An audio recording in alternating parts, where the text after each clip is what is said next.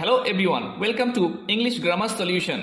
Dear viewers, আজকে ক্লাসে আমি আলোচনা করতে চলেছি ট্রান্সফরমেশন অফ সেন্টেন্সেস নিয়ে। এই ক্লাসে আমরা শিখব কিভাবে সিম্পল সেন্টেন্স থেকে কমপ্লেক্স সেন্টেন্স করা যায়, কিভাবে সিম্পল সেন্টেন্স থেকে কম্পাউন্ড সেন্টেন্স করা যায়, আবার কমপ্লেক্স সেন্টেন্স এবং কম্পাউন্ড সেন্টেন্স থেকে আমরা কিভাবে সিম্পল করতে পারি। আর এই ভিডিওটি যদি ভালো লেগে থাকে তাহলে অবশ্যই একটা লাইক, কমেন্ট এবং সাবস্ক্রাইব করে দেবেন। ট্রান্সফরমেশন অফ সেন্টেন্সের উপর যদি আরও ভিডিও পেতে চাও তাহলে কমেন্ট করো, আমি ট্রান্সফরমেশন অফ সেন্টেন্সের উপর আরও কিছু রুলস নিয়ে নেক্সট ভিডিওতে ফিরে আসব। সিম্পল সেন্টেন্স, সিম্পল সেন্টেন্স আমরা কিভাবে বুঝবো? সিম্পল সেন্টেন্স এই টু টু দিয়ে শুরু হলে সেটাকে আমরা সিম্পল সেন্টেন্স ধরতে পারি। কোনো বাক্যের মধ্যে যদি টু টু থাকে তাহলে সেটাকে আমরা সিম্পল সেন্টেন্স ধরতে পারি। এবং সিম্পল সেন্টেন্সে একটা সাবজেক্ট এবং একটি ফাইনাইট ভার্ব থাকবে, এবং এই টু টু থাকলে এটাকে আমরা সিম্পল সেন্টেন্সও ধরতে পারি। তাহলে সিম্পল থেকে কিভাবে কমপ্লেক্স করব এবং সিম্পল থেকে কিভাবে কম্পাউন্ডও করব। তাহলে সিম্পল থেকে আমরা এই সিম্পল সেন্টেন্স থেকে আমরা শিখবো কমপ্লেক্স সেন্টেন্স, সিম্পল সেন্টেন্স থেকে আমরা করব কম্পাউন্ড সেন্টেন্স। তাহলে ফার্স্ট যে এক্সাম্পলটা আছে সেই এক্সাম্পলটা আমরা একটু দেখে নেব। সিম্পল থেকে কমপ্লেক্স করতে গেলে টু টু দিয়ে আমরা সো দ্যাট দিয়ে কমপ্লেক্স করতে পারি। টু টু থাকলে সো দ্যাট দিয়ে আমরা কমপ্লেক্স করতে পারি। সিম্পল সেন্টেন্স থেকে কমপ্লেক্স সেন্টেন্স অথবা কম্পাউন্ড সেন্টেন্স করতে গেলে আমাদের একটা জিনিস সবসময় মাথায় রাখতে হবে, যে বাক্যের পরিবর্তন ঘটলেও বাক্যের অর্থের কোনো পরিবর্তন ঘটানো যাবে না। এটা সবসময় মাথায় রাখতে হবে। ফার্স্ট এক্সাম্পলটি হলো, the man is too weak to work. লোকটি এতটাই দুর্বল যে হাঁটতে পারে না। তাহলে এই বাক্যে দ্য ম্যান হলো সাবজেক্ট এবং ইজটা হলো ফাইনাইট ভার্ব। তাহলে সিম্পল সেন্টেন্সে একটা সাবজেক্ট এবং একটি ফাইনাইট ভার্ব থাকবে এবং সম্পূর্ণ এটা প্রিন্সিপাল ক্লজ পিসি। এটি একটি প্রিন্সিপাল ক্লজ, শর্ট ফর্ম আমরা লিখলাম পিসি, অর্থাৎ প্রিন্সিপাল ক্লজ। এবং কমপ্লেক্স সেন্টেন্সে একটা প্রিন্সিপাল ক্লজ থাকবে এবং একটি সাবঅর্ডিনেট ক্লজ থাকবে। সাবঅর্ডিনেট ক্লজ বা আমরা যেটাকে আবার বলতে পারি ডিপেন্ডেন্ট ক্লজ, অর্থাৎ সাবঅর্ডিনেট ক্লজটি প্রিন্সিপাল ক্লজের উপরে ডিপেন্ডেন্ট। তাহলে এই বাক্যটিতে আমরা কেমন ভাবে করতে পারি? সো দ্যাট দিয়ে, the man is so weak that. লোকটি এতটাই দুর্বল যে হি কান্ট ওয়াক, সে হাঁটতে পারে না। তাহলে এখানে প্রথমে এলো the man is so weak that, the man is so weak, এটা হলো প্রিন্সিপাল ক্লজ। আর দ্যাট হি কান্ট ওয়াক এটা হলো সাবঅর্ডিনেট ক্লজ, এসসি। সাবঅর্ডিনেট ক্লজের শর্ট ফর্ম লিখলাম এসসি। তাহলে এইভাবে আমরা করতে পারি, the man is too weak to work, the man is so weak that he can't work. তাহলে এটাকে আমরা কিভাবে কম্পাউন্ড করতে পারি?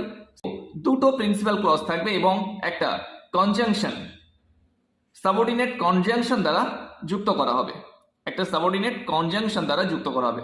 তাহলে আমরা অ্যান্ড, বাট, অর ইত্যাদি দিয়ে যুক্ত করতে পারি। যেমন দেখো, the man is very week, লোকটি খুব দুর্বল। অ্যান্ড হি কান্ট ওয়াক, এই যে অ্যান্ড সাবঅর্ডিনেট কনজাংশন দিয়ে দুটো প্রিন্সিপাল ক্লজকে যুক্ত করা যায়। এটা একটা principal clause, he can't walk এটাও প্রিন্সিপাল ক্লজ। তাহলে দুটো প্রিন্সিপাল ক্লজ এখানে পাচ্ছি আমরা। দুটো প্রিন্সিপাল ক্লজকে এই সাবঅর্ডিনেট কনজাংশন অ্যান্ড দ্বারা যুক্ত করে আমরা এটাকে কম্পাউন্ড করলাম। তাহলে সিম্পল থেকে কিভাবে কম্পাউন্ড হলো? The man is too weak to work, complex sentence হলো the man is so weak that he can't work. কম্পাউন্ডে কেমন হলো? The man is very weak and he can't work. Next সেন্টেন্সটা আমার একটা উদাহরণ দেখে দেবো। নেক্সট যে সেন্টেন্সটা আছে সিম্পল সেন্টেন্স, নেক্সট যে সিম্পল সেন্টেন্সটা হলো, the bag is too heavy for the boy to carry. ব্যাগটা এতটাই ভারী ছেলেটির পক্ষে যে সে বহন করতে পারে না। ছেলেটির পক্ষে ব্যাগটি এতটাই ভারী যে সে বহন করতে পারে না। এই যে টু টু আছে, টু টু থাকলে সেটাকে আমরা সিম্পল ধরতে পারি এবং একটা finite verb is, the bag subject. তাহলে এটাকে কমপ্লেক্স করতে গেলে আমাদের একটা প্রিন্সিপাল ক্লজ নিয়ে আসতে হবে এবং একটি সাবঅর্ডিনেট ক্লজ নিয়ে আসতে হবে। তাহলে এটাকে আমরাও সো দ্যাট দিয়ে করতে পারি। কমপ্লেক্স তাহলে কেমন হচ্ছে? The bag is so heavy, ব্যাগটি এতটাই ভারী দ্যাট। তাহলে the bag is so heavy এটা হচ্ছে প্রিন্সিপাল ক্লজ। এটা কি principal clause? That the boy can't carry, যেটা বালকটি বহন করতে পারে না, এটা হলো সাবঅর্ডিনেট ক্লজ। তাহলে কমপ্লেক্স সেন্টেন্সে একটি প্রিন্সিপাল ক্লজ এবং একটি সাবঅর্ডিনেট ক্লজ থাকবে, এবং দ্যাট যে adverbial conjunction subordinate conjunction that দিয়ে যুক্ত করা হয়েছে। এর আগের বাক্যটাও তো আমরা দ্যাট দিয়ে যুক্ত করেছি। দ্যাট দিয়ে শুরু হলে সেটা আমরা দেখে নেব, যে সেটা আমরা বুঝবো সাবঅর্ডিনেট ক্লজ। এবং কম্পাউন্ড সেন্টেন্স আমরা কিভাবে করব এটাতে, the bag is very heavy, ব্যাগটি খুব ভারী, the bag is very heavy, এটা প্রিন্সিপাল ক্লজ। আর and the boy can't carry, এবং বালকটি বহন করতে পারে না, এটাও প্রিন্সিপাল ক্লজ। তাহলে সাবঅর্ডিনেট কনজাংশন হলো অ্যান্ড দিয়ে যুক্ত করে দুটো প্রিন্সিপাল ক্লজকে যুক্ত করে একটা কম্পাউন্ড সেন্টেন্স বানানো হয়েছে। তাহলে টু দিয়ে শুরু হলে আমরা সো দ্যাট দিয়ে সিম্পল সেন্টেন্স থেকে কমপ্লেক্স করতে পারি। আর কম্পাউন্ড সেন্টেন্সে সাধারণত অ্যান্ড, বাট এবং অর দিয়ে করতে হয়। Next second rule. সেকেন্ড যে রুলটা আছে, adjective plus enough plus to. অ্যাডজেক্টিভের পরে অ্যান অফ প্লাস টু থাকলে আমরা সো দ্যাট দিয়েও করতে পারি কমপ্লেক্স। সিম্পল থেকে তাহলে কমপ্লেক্স কিভাবে করব এক্সাম্পলটা একটু দেখে নেব। প্রথম যে সিম্পল সেন্টেন্সটা আছে, the question is easy enough for anybody to answer. The question is easy enough, কোশ্চেনটা যথেষ্ট সহজ, ফর এনিবডি টু অ্যান্সার, যে কেউ উত্তর দেওয়ার জন্য। তা যে কেউ উত্তর দেওয়ার জন্য কোশ্চেনটা যথেষ্ট সহজ। তাহলে এই যে বাক্যটা, এখানে একটা সাবজেক্ট, দ্য কোশ্চেন, ইজটা হলো ফাইনাইট ভার্ব, তাহলে একটা সাবজেক্ট এবং একটা ফাইনাইট ভার্ব থাকবে সিম্পল সেন্টেন্স। এবং কমপ্লেক্সে কি আনবো আমরা, একটা প্রিন্সিপাল ক্লজ এবং একটি সাবঅর্ডিনেট ক্লজ। সম্পূর্ণ বাক্যটা আছে কিন্তু এখানে সিম্পল সেন্টেন্স, এটা প্রিন্সিপাল ক্লজ। এবং এই একটা প্রিন্সিপাল ক্লজ ভেঙে আমরা কি করব, একটা প্রিন্সিপাল ক্লজ এবং একটি সাবঅর্ডিনেট ক্লজ করব সো দ্যাট দিয়ে। তাহলে আমরা কি দিয়ে কমপ্লেক্স করব, সো দ্যাট দিয়ে।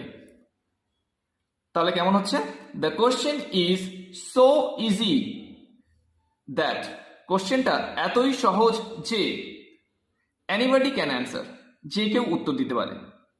আমাদের একটা জিনিস মাথায় রাখতে হবে সব সময়, সিম্পল থেকে আমরা কমপ্লেক্স করি আর কম্পাউন্ড করি, যাই করি না কেন, সেন্টেন্সের অর্থের কোনো পরিবর্তন ঘটানো যাবে না। অর্থটা একই রেখে আমরা বাক্যটিকে সিম্পল থেকে কমপ্লেক্স এবং কম্পাউন্ড করব। তাহলে কেমন হলো, the question is so easy, এটা একটা principal clause. That anybody can answer, এটা একটা সাবঅর্ডিনেট ক্লজ। এই যে দ্যাট কনজাংশন দিয়ে যুক্ত হয়েছে। তারপরে কম্পাউন্ডটা কেমন হবে, কম্পাউন্ড সেন্টেন্সটা আমরা কিভাবে করব, এখানে the question is very easy, কোশ্চেনটা খুব সহজ, এটা একটা principal clause. And anybody can answer, যে কেউ এটা উত্তর দিতে পারে, এটাও প্রিন্সিপাল ক্লজ। তাহলে এই যে দুটো প্রিন্সিপাল ক্লজকে আমরা যুক্ত করছি সাবঅর্ডিনেট কনজাংশন অ্যান্ড দ্বারা, অর্থটা কিন্তু একই রয়ে গেল। তাহলে যেটা দাঁড়ালো, সিম্পল সেন্টেন্সে আছে the question is easy enough for anybody to answer, সেটাকে আমরা কমপ্লেক্স করলাম, the question is so easy that anybody can answer. কম্পাউন্ডে কেমন হলো, the question is very easy and anybody can answer. Next আমরা যে রুলসটা নিয়ে আলোচনা করব, সে রুলসটা হলো বিকজ অফ। বিকজ অফ দিয়ে থার্ড রুল হলো বিকজ অফ দিয়ে কোনো বাক্য শুরু হলে সেটাকে আমরা সিম্পল সেন্টেন্স ধরতে পারি। এবং বিকজ অফ দিয়ে যদি শুরু হয় তাহলে আমরা বিকজ, অ্যাজ, সিন্স দিয়ে আমরা সেটাকে কমপ্লেক্স করতে পারি। Because of his illness, because of এটা কিন্তু একটা phrase. Because of his illness he did not play the match, তার অসুস্থতার কারণে সে ম্যাচটি খেলতে পারেনি। তাহলে এটাকে আমরা কিভাবে কমপ্লেক্সে নিয়ে আসবো, বিকজ দিয়ে করতে পারি, অ্যাজ দিয়ে করতে পারি, সিন্স দিয়ে করতে পারি। তাহলে আমরা বিকজ দিয়ে করলাম, কমপ্লেক্সে কেমন হচ্ছে, বিকজ হি ওয়াজ ইল, কারণ সে ছিল অসুস্থ, comma he did not play the match, সে ম্যাচটি খেলতে পারেনি। তাহলে বিকজ হি ওয়াজ ইল, যেহেতু সে ছিল অসুস্থ, তাহলে এটা হচ্ছে subordinate clause. He did not play the match, এটা হলো প্রিন্সিপাল ক্লজ। তাহলে কোনটা প্রিন্সিপাল ক্লজ এবং কোনটা সাবঅর্ডিনেট ক্লজ কিভাবে বুঝবো? এই যে বিকজ সাবঅর্ডিনেট অ্যাডজেক্টিভ, এই সাবঅর্ডিনেট কনজাংশন বিকজ দিয়ে শুরু হয়েছে, হি ওয়াজ ইল, সেই জন্য এটা হলো subordinate clause. He did not play the match, সে ম্যাচটি খেলতে পারেনি, এটা হলো প্রিন্সিপাল ক্লজ। তাহলে এটাকে কম্পাউন্ডে কিভাবে নিয়ে যাচ্ছি? আমরা অর্থ কিন্তু একই রেখেছি, বিকজ হি ওয়াজ ইল, কারণ সে অসুস্থ ছিল, he did not play the match, সেই ম্যাচটি খেলতে পারেনি। কম্পাউন্ডে কেমন হচ্ছে? He was ill and he did not play the match. He was ill, সে অসুস্থ ছিল, এটা হলো প্রিন্সিপাল ক্লজ। অ্যান্ড দিয়ে যুক্ত করলাম সাবঅর্ডিনেট কনজাংশন, অ্যান্ড দিয়ে যুক্ত করলাম and he did not play the match, এবং সে ম্যাচটি খেলতে পারেনি, এটাও প্রিন্সিপাল ক্লজ। তাহলে দুটো প্রিন্সিপাল ক্লজ যুক্ত হলো অ্যান্ড দিয়ে এবং বাক্যটি গঠন করলো একটা কম্পাউন্ড সেন্টেন্স। নেক্সট 4 নম্বর রুলসটি হলো ইনস্পাইট অফ, সত্ত্বেও। ইনস্পাইট অফ দিয়ে কোনো বাক্য শুরু হলে সে বাক্যটিকে আমরা সিম্পল সেন্টেন্স ধরতে পারি। ইনস্পাইট অফ দিয়ে শুরু হলে আমরা কি করব? দো, অলদো দিয়ে আমরা সেটাকে কমপ্লেক্স করতে পারি। সবসময় একটা জিনিস মাথায় রাখতে হবে যে বাক্যের কোনো পরিবর্তন ঘটানো যাবে না, বাক্যের অর্থের কোনো পরিবর্তন ঘটানো যাবে না।